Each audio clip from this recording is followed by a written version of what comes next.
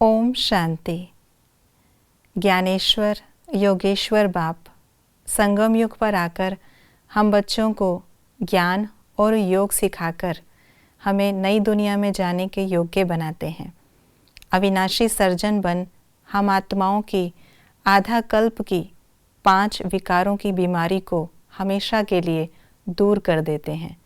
आइए रिवाइज करते हैं आज के 20 जनवरी 2022 के महावाक्यों को।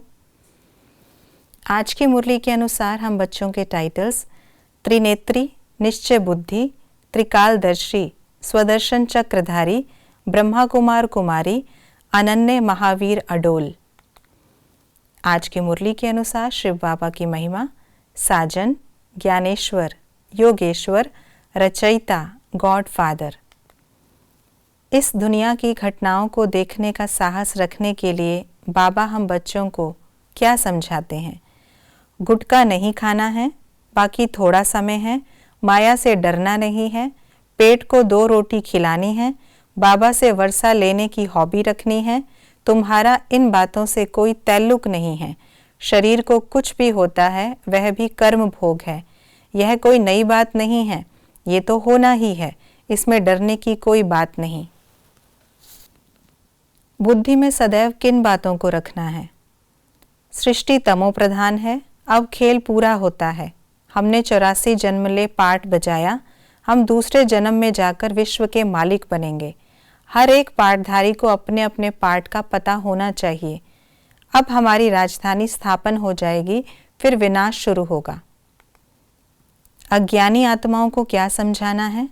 भारत ही स्वर्ग था और धर्म बाद में आए हैं। भारत अविनाशी खंड है। सूर्यवंशी पास्ट हुए तो फिर चंद्रवंशी आए। भारत जब स्वर्ग था तो और कोई धर्म नहीं था। सद्भावना किसे कहेंगे?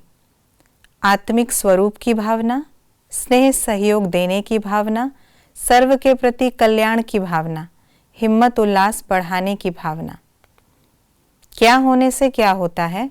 मेहनत नहीं होती तो गिर पड़ेंगे, धारणा नहीं होती तो ऊंच पद नहीं मिलता, सतयुग के बाद त्रेता होता है तो 2 कला कम हो जाती है, पुरुषार्थ कर ऊंच पद नहीं पाया तो कल्प कल्पांतर ऐसा पद होगा। बाप को याद करते रहेंगे, टॉपिक आदि निकालते रहेंगे तो उसमें माथा भरपूर हो जाएगा। हमें किन बातों को धारणा में लाना है?